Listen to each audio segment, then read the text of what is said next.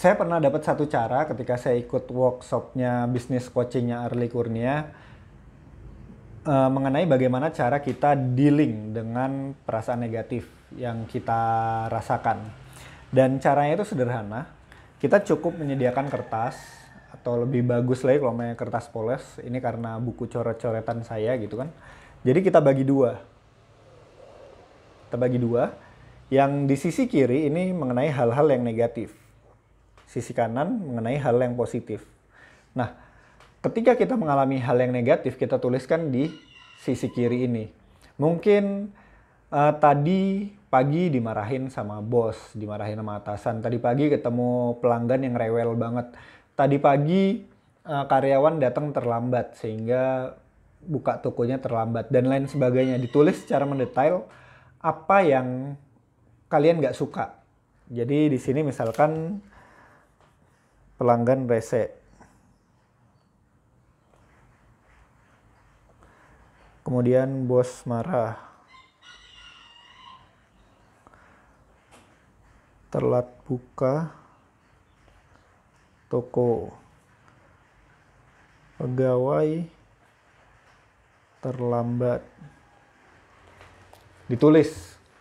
Sini tulis semua yang negatif itu. Kemudian apa? Kemudian dirobek. Ini yang saya pelajari dan efeknya benar-benar terasa.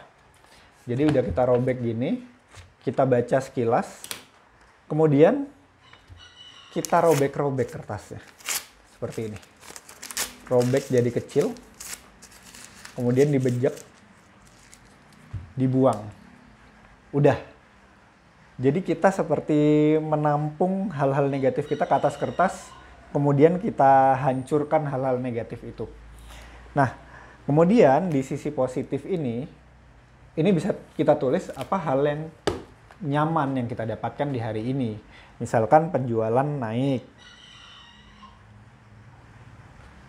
Kemudian apa? Ada orderan. Dan lain sebagainya. Jadi yang di kanan ini kita isi.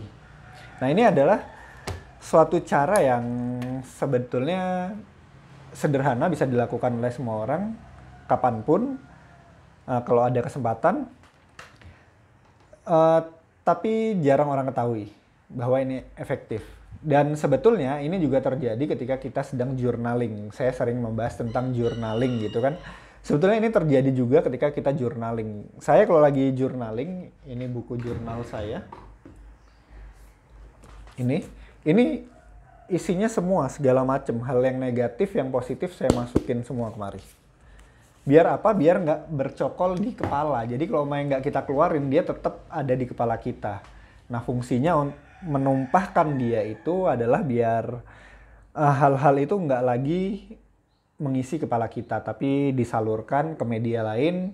Dan kalau udah di media lain, bebas mau kita apain. Sama kayak jurnal, kalau udah penuh mau kita baca, mau kita bakar, apa terserah.